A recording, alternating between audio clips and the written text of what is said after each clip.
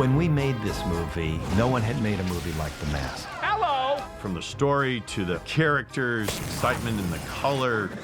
Hello! Gangsters, romance, musical numbers. Wolf whistling at the girl and the eyes bulging out. How could you not have fun? Such a wild character. He's the guy that everybody would love to be when somebody's going, "You got a problem, man?" No one had ever done these sort of effects. It's so explosive, and it's so funny. Pardon me? Where anything can happen.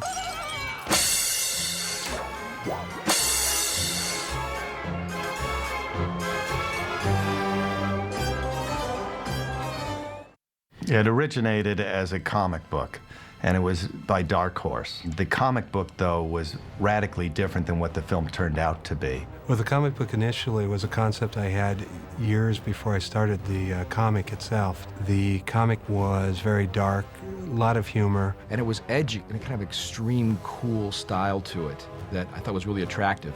But it was quite frightening. The character would put the mask on and chop people up and then have a joke or two.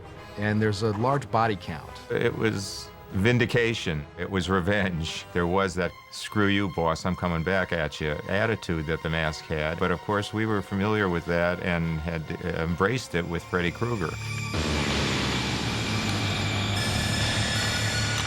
Mike DeLuca fell in love with it. He was the guy who really pushed this project forward. They were primarily interested in making a horror film with probably a sense of humor to it. They wanted to be true to the comic, and the original comic was very much in line with what New Line had made in the past. Come to Freddy.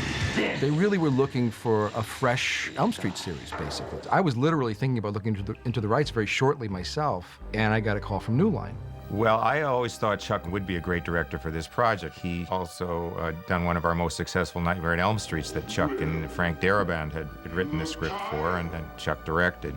Have a seat. Ultimately, it was more successful financially than the first two put together. So there was a trust that was developed between Bob Shea and myself, and that I'd taken his prized franchise and given it a new life. This is it, Jennifer. Your big break in TV. Chuck had the right sensibility for Mask because he understood effects at that point. He had a strong base in horror, which is where this project started out. And I think the first more horrific script let them down a little bit. There were several different writers and several different drafts, but none of them really caught that synthesis of playful nastiness and comeuppance, so to speak. Originally, when I looked at the material, I really kept getting stuck because as they were horrific, that this was such a fun idea that a really scary take on The Mask seemed to be a letdown to me. And I slowly realized that this would be a much better comedy and a very explosive comedy.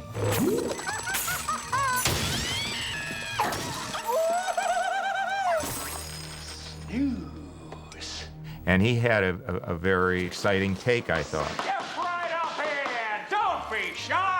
It's rare in Hollywood that a studio really lets you turn an idea around and do something as original as The Mask. But they let me run with it.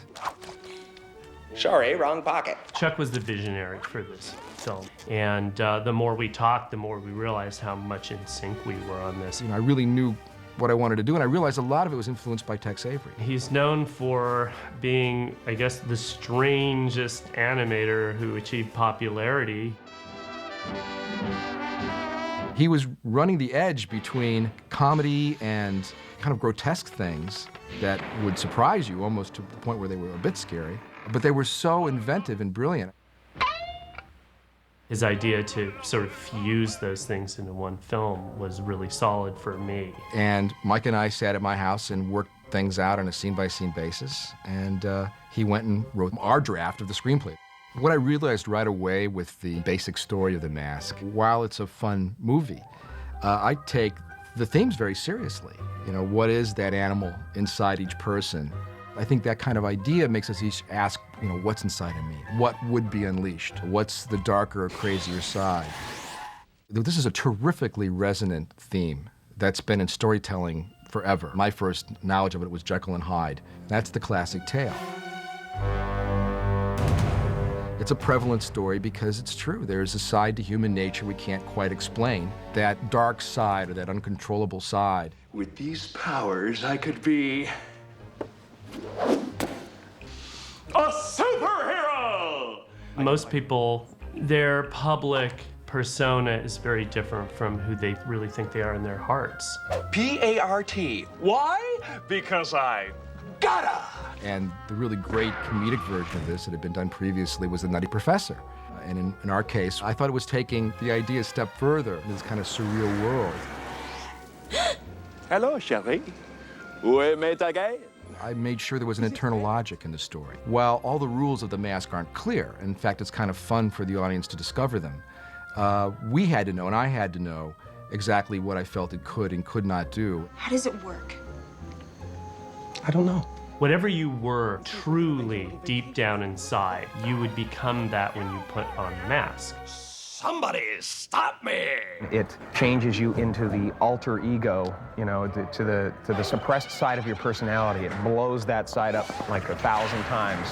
And, all right, bring it in. In the case of Stanley Imkis, Stanley's worst side is a joyful prankster. He's ultimately such a good-hearted guy, it's a fun rampage. Tell Scarlett I do give it him. He becomes this love-crazed, wild, Fred Astaire character that's just unstoppable. He becomes everything he isn't, but everything he wants to be. That's gotta hurt. The third thing, taking my cue from vampire movies, I imposed a rule that the mask would only work at night. Very early on in the process, Chuck told me to write this film for someone named Jim Carrey, and I remember quite distinctly saying, "Who?" Me? Oh, I'm great. Really good. At that time, Jim was not well known. Like a lot of people, I first noticed Jim Carrey on the TV show In Living Color, and I just thought it was the funniest human being on the planet. I'd never seen anything like it. Stanley Ipkiss is so much based on Jim Carrey. I mean, this was really redeveloped for Jim because I just had a hunch. I was convinced he'd be a terrific lead, and I went on this little kind of Jim Carrey quest. And I'm pretty sure Chuck said, "Well, I'm not making the movie unless we can get him to star in it." When I saw the stand-up show that Jim Carrey had done, I mean, I was floored. I thought this guy was fantastic, and he was absolutely perfect for the mask. When I met him, I said to him, if you trust me, we'll do a much more subtle kind of romantic comedy. And then when you put the mask on, it will push the envelope on what you've done on the wilder side. And those were both so true to Jim. So that sweet, soft-spoken Jim Carrey exists, and the edgy, crazy Jim Carrey exists, just facets of the same true human being. You were good, kid, real good. But as long as I'm around, you'll always be second best, see? When he read the screenplay in our first meeting, after he read that, he said, "It's like it's written for me." And I said, "You know, it is. It has been written for you. I hope you say yes, because I'm in trouble if you don't." New Line was okay with Jim Carrey, but Jim Carrey at that time was not a coup. He was a bit of a risk. This is a moment of truth. When a man shows what he's really made of. Crap. Ace Ventura had not come out, so no one really knew how popular Jim would be. The reason why we hired Jim was that we needed someone who could handle the physicality of the role, and Jim was always the obvious choice. The more problematic concern, which was who was going to play the love interest. That was the hardest and toughest casting. But I always envisioned her as some incredibly voluptuous girl. I conceived of this kind of Marilyn Monroe entrance for this girl. So right from the top, I wanted her to be a real femme fatale. They went out to many big actresses, but you were really saying, do you want to star in a movie with a TV actor, with a director who had done a horror movie? And everyone turned us down. Thanks. Because this was a low-budget film. We weren't going to get the leading ladies of the day. So I felt I'd be much better off with somebody brand new. At one point in the casting, we did take Anna Nicole Smith very seriously. And this was at the very beginning of her career when she looked her best and she was the sharpest. She really looked what I thought the part called for. And then we actually talked about the possibility of an African-American actress. Chuck went very hard after Vanessa Williams. And we were getting closer to shooting, so it was getting a little tense. And we opened it up to wide calls. And we just had a lot of 8x10s sitting around. He would not cast that part until he found the right person, and then he did. Right away in her look, even in her 8x10, there was something especially charming and unusual about this girl. And it seemed to go with this whole kind of 40s Edge City thing. Cameron Diaz was immediately the choice I was most excited about. I knew I was in trouble because she had no acting background at that point. Tina Carlisle, pleased to meet you. The pleasure's all mine. At the end of the day, Chuck, just as he did with Jim Carrey, who was not a household name, he chose Cameron because he thought that she and Jim were a perfect counterpoint. The chemistry between her and Jim, when I read them together, was just terrific. They were my leads. I guess I'll get going. Look, I'm standing wait. Just stay for a second, you know? I literally put my job on the line, and I said, this is our star. You're going to thank me for this later. This is somebody special. Chuck is an experienced producer, and so he's no dummy about what's required for a production, and so I trusted him. And this was a huge gamble. This was the largest budgeted film New Line had ever made. This was their first film that was really kind of a mainstream sort of film with big visual effects. And we really went to ILM because we needed something recognizable on the marquee that would say that this is a legitimate mainstream sort of movie. We were going to use technology that had to be developed, but what New Line has always been great at is taking risks and taking gambles. Oh, every movie is a risk. It's a question of what gets your blood rushing and gets your temperature up, and this picture definitely did. Hey, Mark. All right, pay attention and follow him with your guys. Playback. Jim!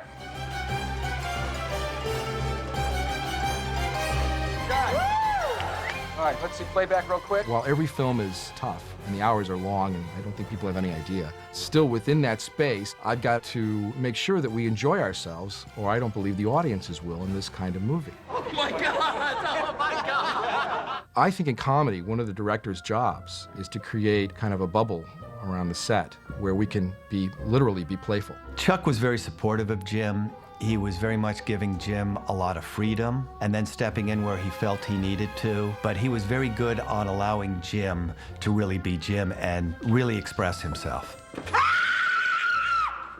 I knew Jim would be great with improvisation, so I wanted to make sure I left room for that. That ability to fly with a good idea was something I wanted to build in. A giraffe! There you go, son. Now get out of here. You're bothering me. That was Jim's strength. And that's really where a lot of the great magic came from. The best single improvisation Jim did on the show was because a special effect broke down. There's this scene where he becomes a Frenchman. Kiss me, my dear, and I will reveal my croissant. And he was meant to do this crazy gag with lighting cigarettes. The property people had this big thing of cigarettes that Jim was supposed to light and inhale, and they would instantly be sucked down to ash. Cigarette? And it didn't really work at all. And Jim said to me, what if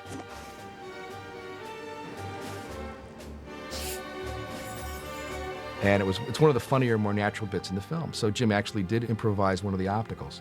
Like Napoleon, I will divide and conquer.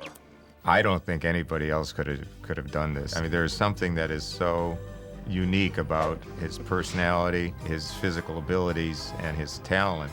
What he did physically on The Mask is very, very strenuous and takes somebody special. He would throw himself into it, body and soul.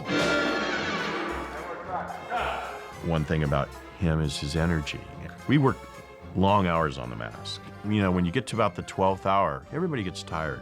And we used to have this expression where we say we were hitting the wall. And I'll be damned, Jim would just then easily kick his energy level up 2 or 3 more notches and just keep the whole crew going. Then Cameron came on, and wow, whoever thought that, I think she was 19 at the time, that she could keep up with Jim Carrey, and boy, did she. Her first day of dialogue, I think we were both just a little concerned. But we got the scene, I looked at the dailies, and she was wonderful. Right away, you can see we'd made a great choice. And when he snaps, I want it to be like a kiss like you've never had before. I want you to be dazed. Okay? But really, she was the girl you see. She is that fun. Cameron will tell you she had a great time on the set, even though she had this responsibility, and she eventually, relaxed with that.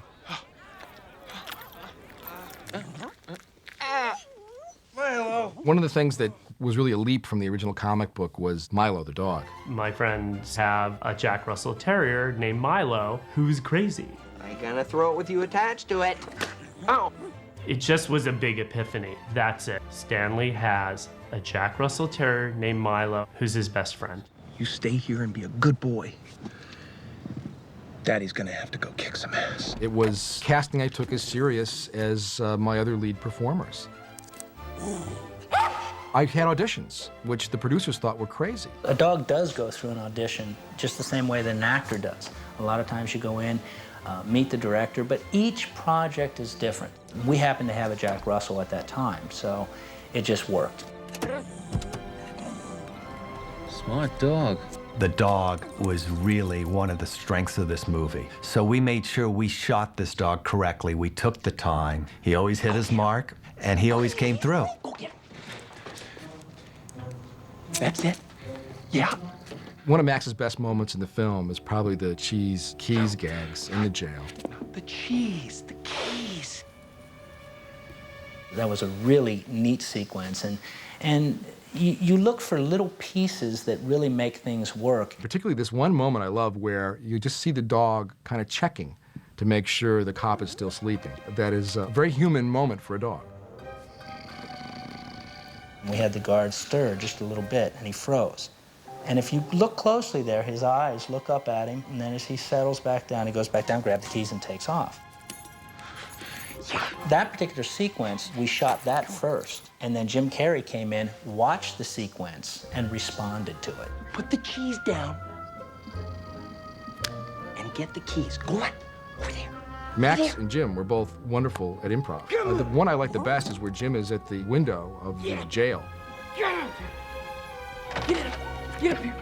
That's it. The dog kept jumping and jumping, and Jim kept in character responding to him. I just kept the cameras rolling. Put some effort into it. The other one is when Jim has the Frisbee and Max is hanging on to it. No, no, no. Stop it. Max just hung on. It was very, very funny. Ipkiss, get your dog away from me. I'm sorry, he seems to be attracted to you. In the comic book, you don't really have a sense of place. And I had this concept for a place called Edge City, which is a little based on our world, of course, but it in kind of a time that seems to be somewhere between the 40s and 60s and the present, sort of all mixed up in a world that would be a little funnier, a little crazier. And that to me is Edge City. The methane emissions really pick up the colors. The look of this movie was very interesting. There were two key players in it. One was our production designer, Craig Stearns, and the other was the cameraman, John Leonetti. And we wanted to give it an exciting, interesting look that would be comic booky, but also look realistic. I wanted it to be bigger than life and richer than life and more colorful than life.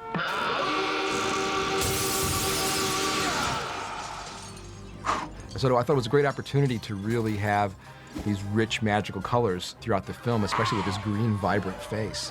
The expression of the story visually in comic books is very much with color. And I thought that it would be really fun to be able to push the limits of color in this film and make it a live-action, vivid comic. A French poodle. Sorry, son, the dog was rabid, had to put it down. But making it believable that Edge City exists was kind of the challenge to me. In the day, it's kind of a dreary, kind of gnarly city, if you will. But Edge City at night really comes alive. We created the nightclub, and we really wanted to create a feel of a place that would be fun, that would look different, but also have retro feel. Let's rock this joint! The dance scenes were quite amazing. It really had to be choreographed, but yet we allowed for a lot of improvisation at the same time. Fortunately, we were able to get the rehearsal time, and we worked up those dances almost like improv comedy, where we found out what both kids were capable of doing, and I worked out exactly where it was going to go into optical, because I wanted to do something that was wild and different there, too. It was just a hard time explaining that to New Line. Hit it! I had some reservations about the big dance number, which Chuck was adamant about. He just insisted on it, and I thought it was gonna be over the top. But of course, I didn't know what a superstar Jim really was. Smoking! Jim was able to do a lot of things that we never thought he could do, which saved us on computer graphics. The most tricky thing about visual effects at that point was interactivity, was where the people really interact with the visual effects. And that's what this movie was about. A Tommy gun! I remember at the time Chuck saying, well, the effects are going to be very expensive for this film, but we're going to save a lot of money with Jim because Jim can stretch his face, and so ILM has a little less work to do. He is a rubber man. There's nobody that's more rubbery naturally, I think, than him, and you know, what a perfect match for The Mask. I was looking at what this guy was doing with his body, and I'd just never seen anything like it. And I knew with Jim, he'd meet me halfway with what he could do in a performance. And that blend is, I think, a big part of what makes the visuals in The Mask successful.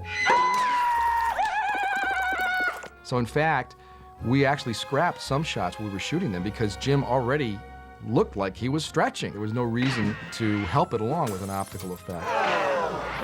The beauty of these effects in this movie is that they didn't overpower Jim. You can't put the optical on top of the actor. The actor and the optical have to really be working together. One of the things that I think is unheralded a little bit from The Mask is the job Greg Canham did on the makeup. One of the things that I knew was going to be really tough was how to make this makeup effect so versatile that the performance could come through and maybe even be enhanced by it. Because I was going to take a performer whose best asset was this extremely mobile face. This guy's incorrigible. I covered him completely in rubber, which could be a disaster. We could have done it much cheaper with just like a green rubber mask, but then you would never get Jim coming through. The mask work was done off of Jim's bony structures, so cheekbone, forehead, chin, and everything else was such a thin prosthetic that you got every expression and eyebrow movement and everything that Jim Carrey normally does. And I thought it worked great, blended right in with the opticals. When we made this movie, no one had done the type of effects that you see in The Mask. We were just getting into the digital phase where CG had become a legitimate tool. The state of special effects way back in '94. Really, it was close to the dawn of the digital age of computer animation as we know it today. And really, we were entering new territory. So that's why we went to a company like ILM. They were the groundbreaking house. They still are terrific. They had done the Star Wars, the Indiana Jones movies. They were just superstars.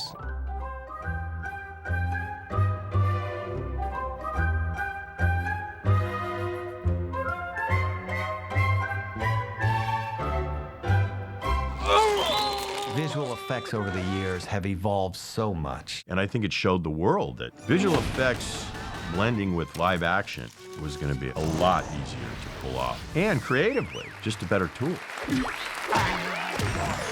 People didn't ask about the opticals specifically until later. I think they sort of accepted the opticals as part of the film. And that was my goal. And my goal is not to let the opticals run away with the story, but to make them part of the story.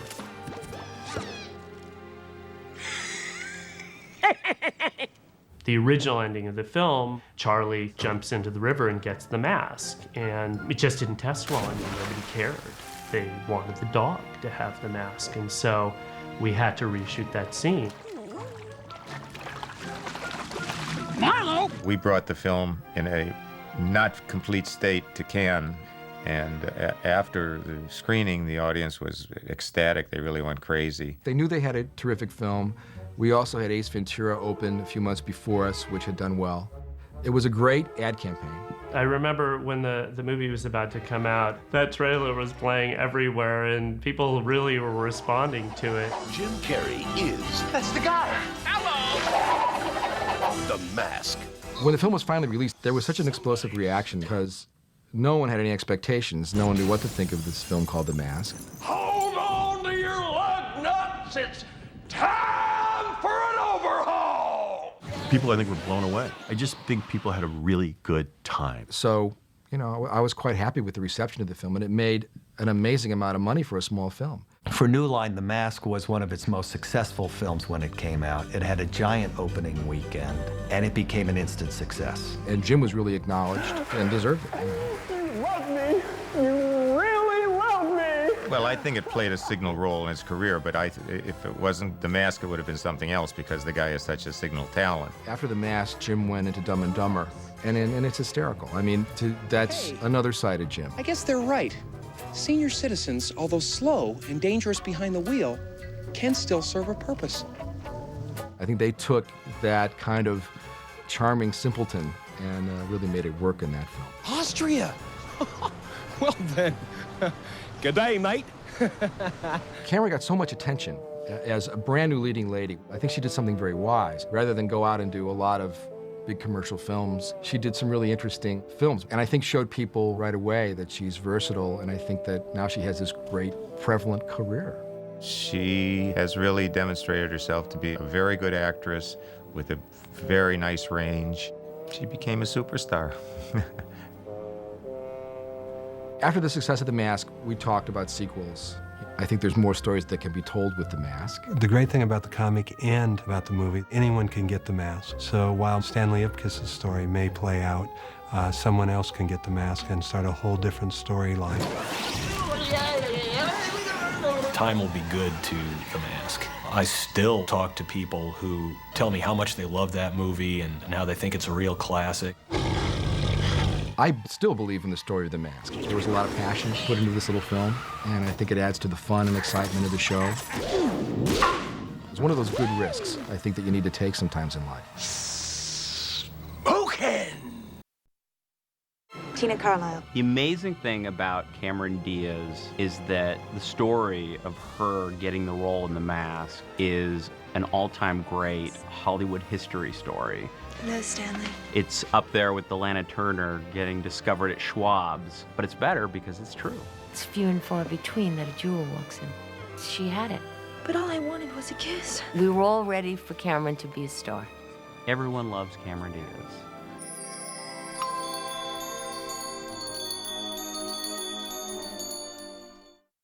I remember reading the script of The Mask and thinking, we have to do this movie.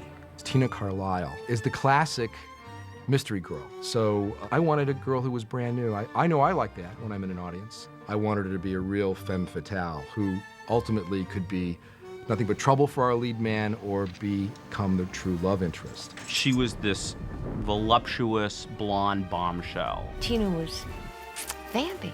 She was a sexy, fun lady and a winner. She's the mall of this gangster. But had a heart. As you read it, you realize that the audience has to like her. But I didn't see the likability on the page. I just believed that she had to have a heart. So I wanted to find that. Chuck said to us, the person who gets this role may have little or no experience at all. So you have to read every actress, model, anyone who you think looks appropriate for the role. Get right up here! Don't be shy! You're like, there's no way that New Line is going to approve an unknown person for this role because it's just so huge. This is impossible. I didn't really feel like we had great choices, and we were getting closer to shooting, so it was getting a little tense. Anytime you're venturing out as a casting director to really find the unknown and be successful at it, it's questionable of how long a process it does take. It can take a minute, or it can take forever, and you still never find it. I would look in magazines. We wasn't even sure if they could speak English, and we were calling them in, and then they would walk in and not a word was spoken. Shoot the window. I don't care. There were many women that came in. I would say hundreds, literally hundreds. You have no idea how many ways someone can hold a tie and say it looks like a Rorschach test. I'm telling you, I've seen hundreds of ways. Chuck had been on the phone with us saying, I'm not seeing enough people. There were late nights of just calling everyone in the world. Is there anyone that came into town? Is there someone? It truly, honestly, it got to that point that you didn't know what you were going to do. Will there ever be someone? My life is wrecked. Then, this is the odd thing, an agent named Robin Levy worked at Elite Modeling, and she was in the same building, and she would like take a shortcut through our office. I think it was Fern who grabbed Robin and said, Robin, do you know, is there anybody? I don't care if they have no experience. She said, there is one girl. She said she's really not interested in it, but, you know, she's expressed a little bit about acting, and, you know, she's got a great personality. You should meet her. She's here now, and why don't I send her down? Personality. Yeah, personality. Great. Hold the phone. Killer at 3 o'clock. Enter Cameron. There are the people that can walk into a room. That word magic, there's just something. Cameron had it. my first impression is that I liked her. She walked into the door, and one of the first things she said to me was, I don't know why I'm here. I'm really not sure. Okay, fine, I'll try this. I'm going, yeah, it's going to be fun. The first reading that Cameron gave, maybe even before she opened up her mouth, I prayed. And we read this scene, and I said, oh, that's really good. As I was saying about the tie, it reminds me of one of those, what do you call it, influx tests. Cameron had nothing to lose. So she wasn't walking in with, oh my God, this is the chance of a lifetime. It was like everything else Cameron was doing in that she was enjoying it. And that was Tina, and that's Cameron. Sorry, I never get personal in front of the help. I got very excited. I looked at my partner. I went, is it me? Are we exhausted? Did we hit something here?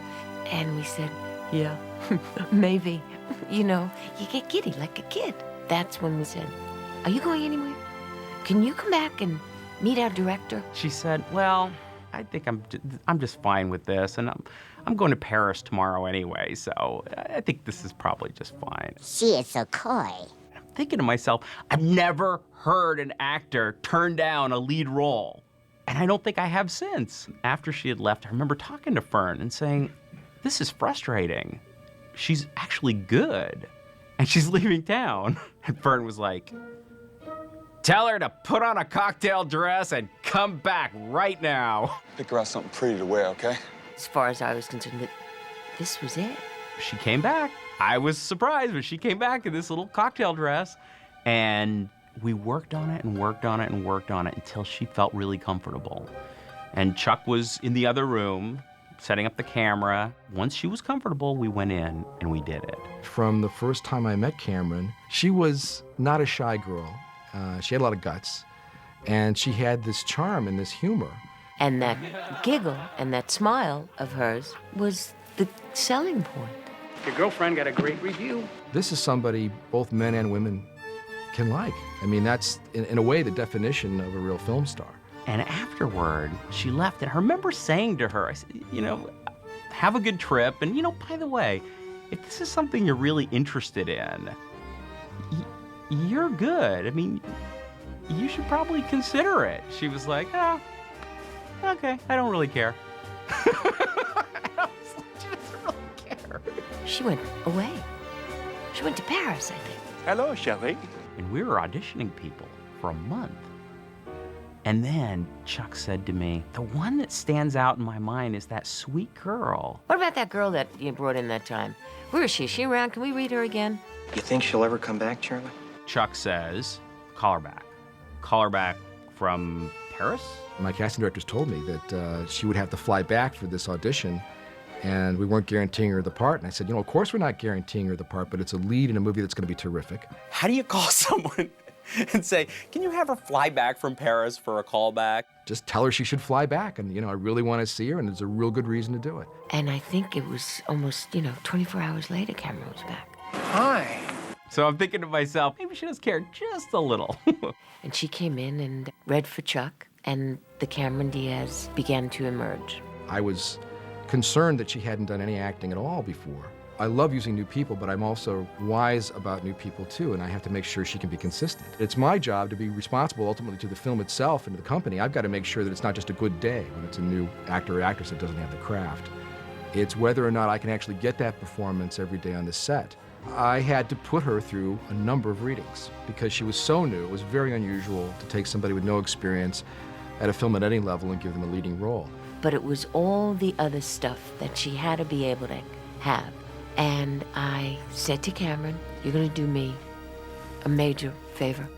You don't have to. I said, but I want you to learn how to dance. I want you to learn how to sing. And we got her into dancing. She worked her tush off. Because again, she had nothing to lose either. She was along for the ride. Practically gave her a nervous breakdown for that much work. At one point, actually, Jim came to me and told me, look, she is great, and I'll do everything I can to help her. And I think that that's where Chuck got his resolve, because he knew that there was confidence from the leading man that there was going to be something that worked there. In fact, I'd taped half the movie with her and Jim at that point to prove to the studio this was the girl. They were very skeptical. Those methane emissions really pick up the colors. All those pinks and greens. The ultimate decision in casting Cameron in the role was Bob Shea. I remember walking into Mr. Shea's office, and we had the tape. Chuck was sitting down, and we put the tape in, and I'm standing by the doorway, and I hear Bob Shea say, "Are you out of your mind?" I thought she was adorable. But as far as Cameron was concerned, the script really called for a very voluptuous, va-va-voom kind of girl. I just didn't think that she had the physical, the way it was written in the script. And I don't think she'd done any movies. Chuck wanted his way. I literally put my job on the line, and I said, this is our star. You're going to thank me for this later. This is somebody special. Mike DeLuca, Chuck Russell, and I were sitting there, and Chuck was just, let me hire Cameron. And Mike DeLuca finally said, okay, you can hire her. Finally, we got an approval. Let's rock this joint! That night, we all celebrated at Dre's. It's party time! We all said, hey, you worked your tush off. You deserve it. Have a good time. And I think at the end of the day, Bob saw the qualities, but just needed some physicality. Much like Howard Hughes, I got a hold of the costume designer and made them design some really radical push-up things to give us as much cleavage as this sweet little girl could muster. Everybody was just on her side, so this was an enormous family for her. I wanted to be like a kiss that you've never had before. Okay. I wanted to be dazed. That set was a blast. It was fun, it was a little anarchic, and Jim Carrey was a blast. Is it fate? Is it meant to be? Is it written in the stars? Cameron was just a movie star going out. I mean, the public loved her. Everybody wanted to see that kiss at the end, which is not easy to do. It's not every movie you really want to see them kiss at the end, truly. Smoking! And here we'd achieved that between these two people, I could tell in the audiences. I really knew she was going to be a big star. It's one of those interesting, fun things in my job is that you can see it coming sometime. It's you, all along. Cameron becoming a star, not necessarily was overnight. It took more like a week. I believe that both she and representation felt that she should take little mini steps. Her brains took priority and said, let me crawl before I walk. So I think it was very smart of her to do the little indies. She has learned her craft. Thanks. She was a gal that appreciated people and was like a sponge and absorbed off of good talent and had it in her. You look at those tapes now and you still see what's special about her.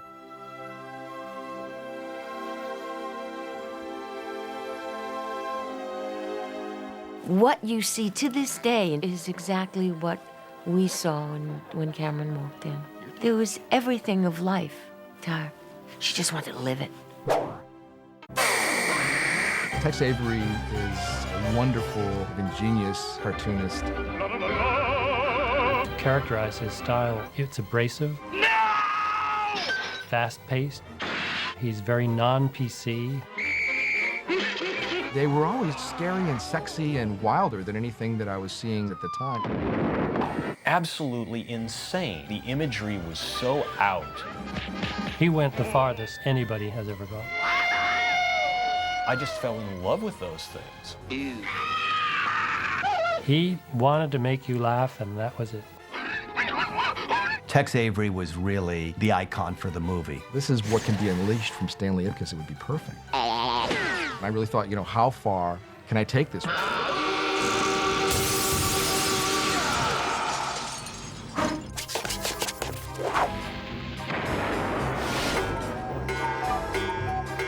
After Walt Disney, he is considered the main influence on studio Hollywood cartoons. He was the guy, he was the original. He was the one who really started making cartoons in this insane, crazy, funny way.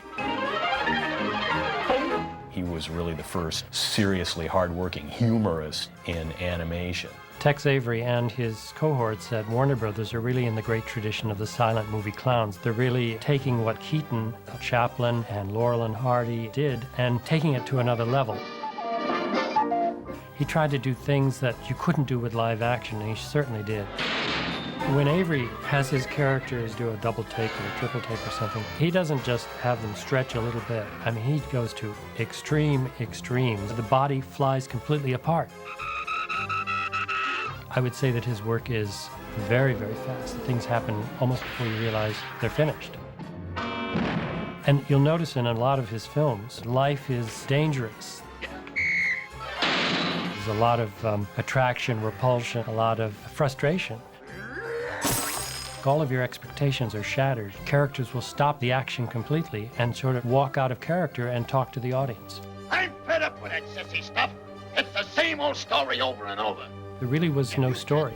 Basically, it was a bunch of gags that he layered together. In fact, he once said, give me an opening, a closing, and 30 gags, and I'll make you a cartoon. I mean, you know when you're watching a Tex Avery film. And he would take these fairy tales that everybody knew and just give them a twist. Wing ship Cinderella.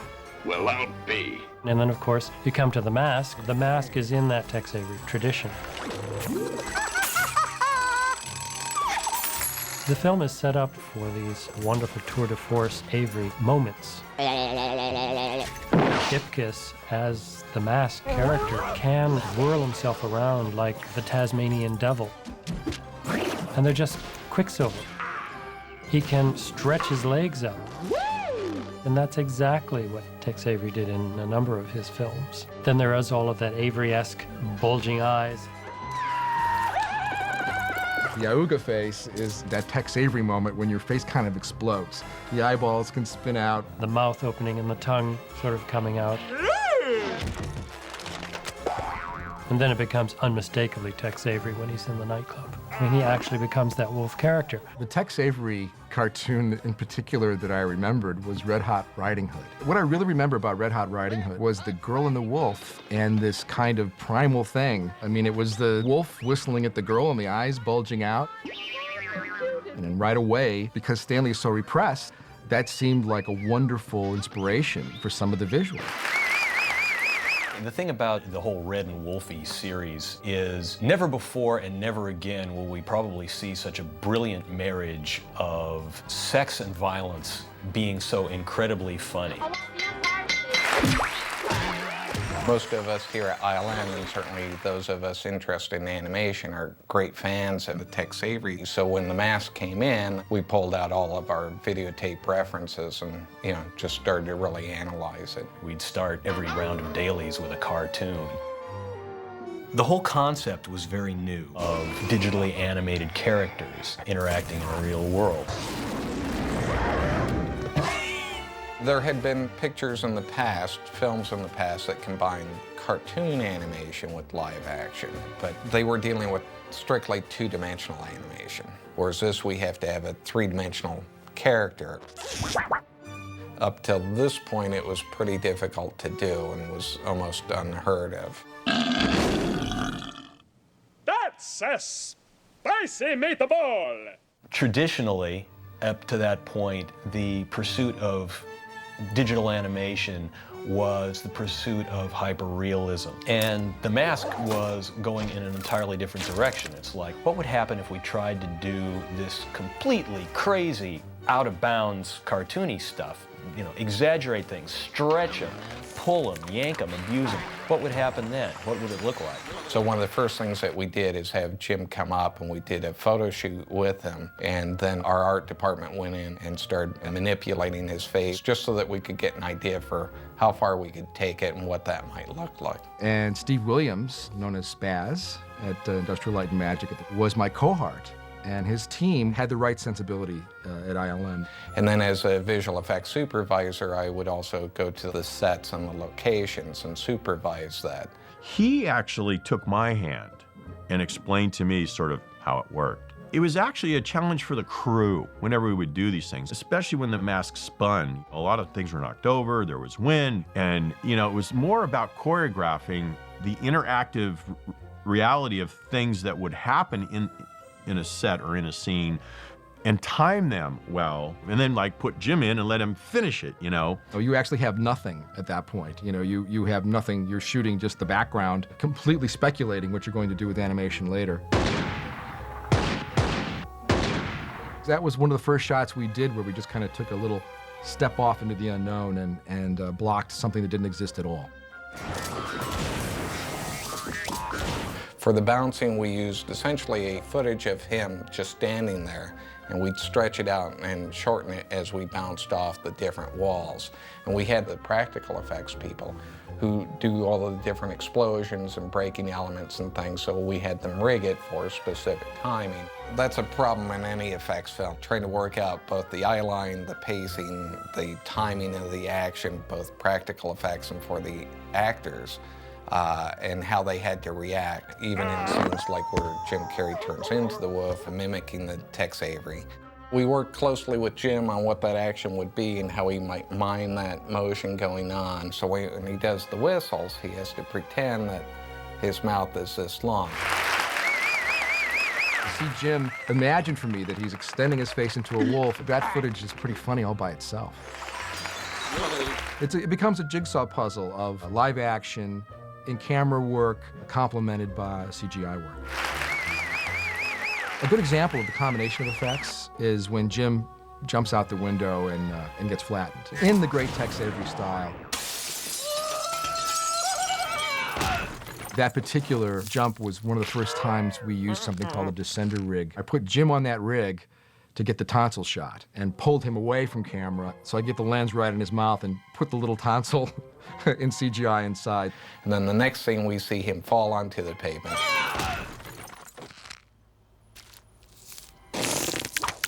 Look, Ma! I'm roadkill! And at that point, then we go into computer graphics, where we shape him down, flatten it out, and bend it up and animated it. And my favorite, of course, was when the dog puts the mask on. I think it's something that nobody actually expected, and so when it happened, it was a big surprise and a big laugh. When Milo puts his head into the mask, I mean, that was another thing. The trainers had to do some special training to get him to do that action. I remember Chuck Russell saying, he doesn't have to stick his head all the way in the mask. We can bring the mask up to him. Because I thought I was going to have to do kind of a reverse optical effect. I knew how I could start with the dog's face down and roll camera, and he naturally would take his face out, and I would reverse the film. And I thought, well, we're going to have him stick his head in the mask. And the main reason is because I think then it made him a thinking character. For him to do that deliberately meant that he knew the way out of this situation was to stick his head in there. Which is what Max did. Max did it. And then we basically replaced Milo's head in all those shots.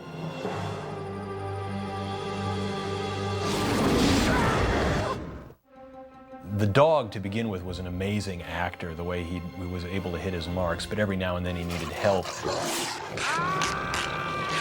We had to hang a little inner tube off the back of the pants to allow for the space we had to have, because when his head grew, it was so huge that we had to allow for that space in the shooting. And then later, when Jim pulls off the mask off Milo, we have to tell Jim, okay, you need to grab it back here because that's how big his head's going to be, and you have to hold the dog further back. And Jim has to pretend that the dog's licking his face and has to hold him back here. Jim's performance was so expressive, you know, you knew exactly what timings you had to fit in the animation. Easy, boy. Jim Carrey's the perfect person for this film. His movements are cartoon-like. To go back before you go forward, or to go down before you go up, and then he's off in like 2 frames. Jim was amazing that way, really got the concept, and really worked well under those sort of parameters that the visual effects people put on him. Fortunately for me, Jim has such an active imagination that he could really visualize most of that stuff and really make it part of his performance.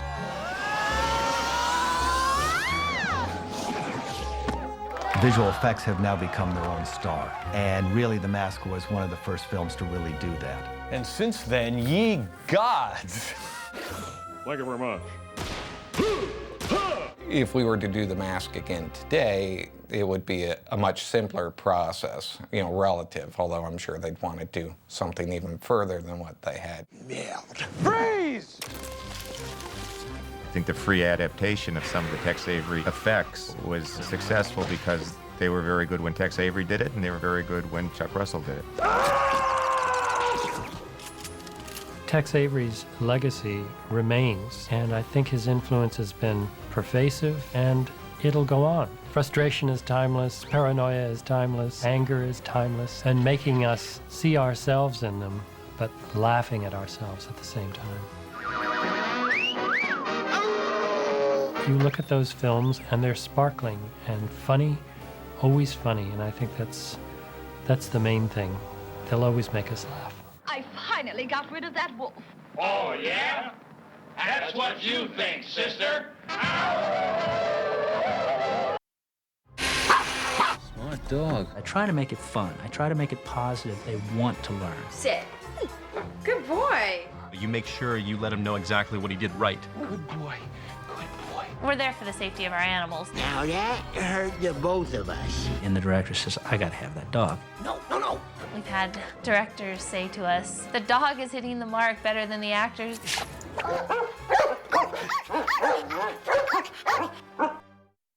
There's usually a set of standards that each trainer holds for themselves. Yeah. All of our dogs can sit and lie down and head up, on your side, straighten up. There's a list that we call basics, which would be definitely more than what you'd call basics of your average dog at home. On your feet, back up, back up. When you're training a dog, you've got basics that you're going to train the dog that every dog should know. You know, come and stay and sit and retrieve and go with someone. The way I begin to teach a dog is the same way that you raise a kid. I try to motivate. It's like the teacher that you had in school, the ones you learned the most from. They motivated you and you wanted to learn. It was fun. Good boy, that's good. Every dog has its own personality. No, you can't quit. No, you can't quit. Anyone who thinks that they can train a dog with one set of rules is mistaken. Every dog's personality dictates how you will train that dog. Some dogs are very shy, and so they need a different approach on them. They need a gentler, softer spoken voice. Some dogs are very hyper and high energy, and you need to stay calm to keep them calm. All right. So every personality dictates how long it'll take to train the dog. Toby, straighten up, stay. Basically, for the first 6 to 8 months, you want to learn their personality, as I always say. Let them be a puppy, and then you want to start the training. The techniques I use all positive reinforcement in my training. You never want to have a heavy hand. Good boy. I recommend positive reinforcement. Things that are fun for the dog, that you're encouraging the dog in a positive way with a positive attitude. Teaching him to sit up, and then rewarding him in the position that I like him in. You got to have control with them, so you want to train them on what's called a mark. On a mark. Mark. On a mark. The dog has to go to an exact point and stay. Good boy, stay. Speaks is a big thing. They always got to have a speak. Cool. You can get one trained within 6 to 8 months, or it could take 3 to 4 years. It depends on the dog. Stay. The bigger the appetite for the dog, the better it is to train. Or you got to have something that they're focused on, like a ball or a toy. Good. And you make sure you always give positive reinforcement. Sometimes you want to pay them 2 and 3 times if they've done a long take. The first thing I try to do is get the script, because a lot of times there's gags in there that are written for a small dog, but they're asking for a large dog, and that's the type of thing they don't understand. You try to make sure you don't pick a really laid-back type of a dog that has no energy when you have a high-energy show. Eventually, you get a pick of a few that you think would really fit for this, and you try to sell those on the project. A director, when he looks for a dog in a casting call, he looks for sometimes just characteristics. Sometimes my best trained dog won't get the part because the director will look for a specific feature, such as big droopy ears. They want maybe a comedy movie, calls for bigger jowls, maybe the way the dog walks. He's got a goofy walk. Generally, they pick from the look, more so than what they're trained to do, and then we'll train it. Sometimes there's castings. We'll take the dogs down to castings, even callbacks, and the dogs actually have to audition. So you show up with your dog, and they'll have a room and with the director or whoever's casting the dogs, and you'll go in and show them what they're asking to see, whether it's personality, whether it's behavior, calmness, energy. Dogs, they don't exactly have headshots, but they have the form of a headshot. It's a full body shot, usually on all fours. You want to see the physique of the dog. You want to see basically how his front looks. So you want to get like an angle that you kind of use your imagination with all sides. There are some similarities between acting dogs and actual human actors. They work like actors work. On a set, a dog will walk in and hit a mark just like an actor would. A lot of times in films, you don't realize it, but dogs have doubles. Features, you tend to want to double for your dog to do the running, where one dog might do the running and the other dog might do the real intricate. Being with an actor, your other dog's sort of your stunt dog, does the swimming, the running, the jumping, the high energy stuff. It's a lot of 12-hour days, 5-6 days a week. It's very common to have a double so that you save the energy of both of your dogs. It's hard when you come to like Jack Russells and Basset Hounds because they have spots, so you actually have to bring them to a makeup artist and they'll actually dye the spots the exact way. As far as dogs working on set, or any animal at that, we gotta make sure there's obviously no people feeding the dog on set. You'd be amazed how many people, they come with their pockets full of treats. Next thing you know, when I call the dog on set, the dog's more focused on the guy that gave him the little biscuit. Our dogs don't have any contracts or any set amount of hours. We play it by what we know the dog can pull off and what he can't. They have an hourglass, just like we all do. We have to rest, we have to take breaks, we have to go eat, drink water. And the dogs, they have the same exact needs. I hear that. We can't work them to death. Like a lot of times, especially in the past, they've been worked so hard where the dog basically, he'll just collapse. And we can't do that. We have to make the set a fun place for a dog. Otherwise, you're gonna have a real hard time on set. The dog's never gonna wanna go on set again. The dog's always provided with a place to stay. But depending upon the budget of the show that you're on, the amount of hype that the animal has received, they will from time to time have a trailer for the animal or a dressing room. A good day or a great day on the set is when you have trained and you get to the set and you go in there and you just do it. 2 takes and you're done. Good boy. When people give you the comments that the dog made up for lost time, that's pretty amazing, and that's a good day at set. You're so good, aren't you? A bad day on set is if you were to get there after prepping and your animal not do a single thing you were asking, and just going downhill, shot after shot, not being able to fulfill what the director wants from you. That would be a very bad day on set. Did you just talk? No. And some of the different projects that I did. On Man's Best Friend, I was brought in by Clint Rowe, the head trainer on that show, to do some of the supporting animal actors. For instance, I did an orange cat that the dog chases, goes up a tree, and eats the cat. Female collie. A little Jack Russell we did in there also. Take him to the hole, Nicky. I mean, woof, woof. In Little Nicky, the dog that we used, his name was Harvey. He was an English bulldog. Now get off the track and come with me. One of the hardest things about that film going into it is that the dog had to keep his mouth closed because he was going to be a talking character, and now what they do is they computer generate the mouth movement. I don't know, this is a little out of my league. If you know bulldogs, keeping their mouth closed and not panting, that's one of the major dilemmas. Tough shots working in Grand Central Station in New York with people all over the place, working on the streets of New York. Sidewalk equals safety. Middle of the road equals death. Unlike LA and different places where you shut down a street when you're working, they don't shut these streets down in New York. It just keeps going, and you're just working alongside the streets. We've been ratted out. It was challenging for a little bulldog. Roy, come on. The dog in The Hidden was Jake. He went in and auditioned against a lot of other dogs, and he just got the role because he was a good snarler and he was a good working dog. One of the toughest shots in The Hidden that Jake had to do was he had to run and jump through this French slatted window, and he jumped through that. That was a tough shot. It wasn't like jumping through a candy glass window. It was actually a blind jump. In The Mask, Max was the dog that played Milo. He really hadn't done anything of any significance up to that point. His training was all right. He had his basics, but really he needed quite a bit of work for that film. And as you saw it just really worked out well. And one of the reasons is Jim Carrey had a Jack Russell at home. Get him! Find him! He was fabulous with the dog. And that makes a big difference. When an actor is into the dog and relates well with the dog, it really helps your job. You know you're not supposed to jump up. It's against doggy ordinance. I'll tell you, one of the hardest things to train this dog was him catching the Frisbee. And people go, well, that's an easy shot. This dog couldn't catch. He just was a bad catch. I mean, you'd toss him the Frisbee, he'd maybe catch it 1 out of 10. Get it! We did about 10 takes, and he finally caught one. And that set up the gag later for him jumping up and getting the mask. So it was an important piece, but he was not good at it. Wait, that dog. Training studio animals is a great amount of fun because you have the ability to say, I want my dog to do this and behave this way, and you can do that. It's a game of chess. This isn't checkers. You have to learn their next move in order to stay one step ahead of the training.